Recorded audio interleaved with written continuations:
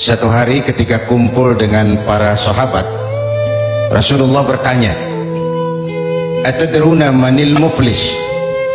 Hei tuan-tuan, tahu nggak kamu siapa orang yang bangkrut, orang yang tidak beruntung, orang yang sial?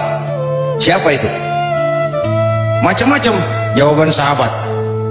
Oh, orang bangkrut itu kalau dipecat dari jabatan. Orang bangkrut itu kalau dagang tidak laku. Ada yang jawab, "Al-muflisu fina man la dirham lahu wa la mata'." Menurut pendapat kami, orang bangkrut orang yang nggak punya duit. Apalagi mau lebaran kayak begini. Siapa yang punya duit raja, yang nggak punya duit silakan selamat ngelamun. Orang yang punya duit sama yang nggak punya duit, Pak, jangan gaya hidupnya, gaya jalannya aja beda tuh. Bener. Ya kelihatan aja. Jangan gaya hidupnya, gaya jalannya aja lain. Tapi apa jawab Nabi? Bukan orang sial, orang bangkrut, bukan yang nggak punya duit, bukan yang kerja dipecat, bukan. Innal muflisa min ummati, orang yang bangkrut dari golongan umatku. Nabi tidak cerita Yahudi, Nasrani, tidak. Orang yang bangkrut dari golongan umatku. Mayyati yaumal qiyamah bi salatin wa siyamin wa zakatin. Orang yang besok di hari akhirat dia datang menghadap Allah dengan membawa pahala puasa, pahala salat, pahala zakat, karena dia ahli ibadah di satu sisi.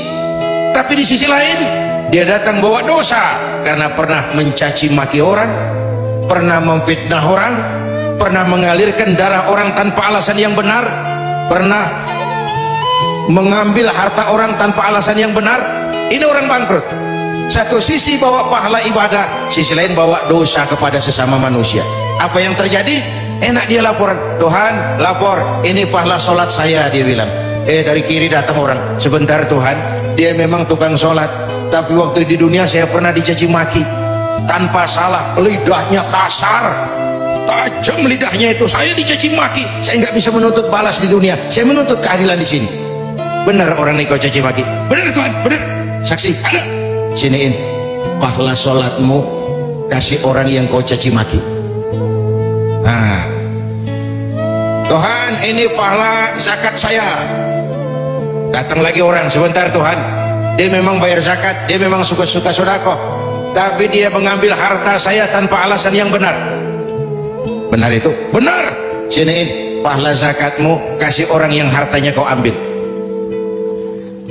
Pahala dipretelin, dosa dikasih. Bangkrut nggak itu? Bangkrut nggak? Pahala dipretelin, dosa dikasihin. Kenapa? Ini orang cuma baik hubungannya dengan Allah, tapi nggak baik hubungannya dengan sesama. Lidahnya kasar, tangannya celamitan, tahu celamitan? Tangannya celamitan, suka ngambil hak orang, suka fitnah, suka caci maki, membunuh tanpa alasan yang benar. Baik hubungannya dengan Allah, tapi tidak baik hubungannya dengan sesama manusia. Yang lebih celaka, fa in faniyat hasanatuhu qabla an yuqda ma alaihi. Kalau pahala kebaikannya udah bures habis, tapi yang nagih masih banyak. Orang yang dia sakiti masih banyak, orang yang dia fitnah masih banyak, orang dia makan hartanya secara zalim masih banyak. Pahalanya udah bures, yang nagih masih banyak. Apa yang terjadi? Ukhiza min khatayahum, kata Nabi, diambil dosa orang yang dia fitnah, dia caci maki, dia sakiti, faturihat alaihi, diberikan kepadanya. Na'udzu, gimana nggak bangkrut? Pahala dipretelin, dosa dikasih, masih belum nutup, dosa orang yang kita sakiti diambil, dikasihin ke kita. Apa nggak bangkrut? Ibarat orang dagang, modal bures, tagihan utang datang terus, nggak kebayar, beban utang diberikan ke kita. Ini orang yang baik hablum minallahnya, tapi tidak baik hablum minan nasnya. Inilah perlunya silaturrahim. Dosa kita kepada Allah, taubat langsung kepadanya, sonder calo. Tapi dosa kepada sesama, sekali lagi, Allah belum akan memberikan maaf kalau kita belum minta maaf kepada yang bersangkutan. Inilah lahirnya tradisi mudik ini, supaya orang bisa bersilaturahim, saling maaf memaafkan.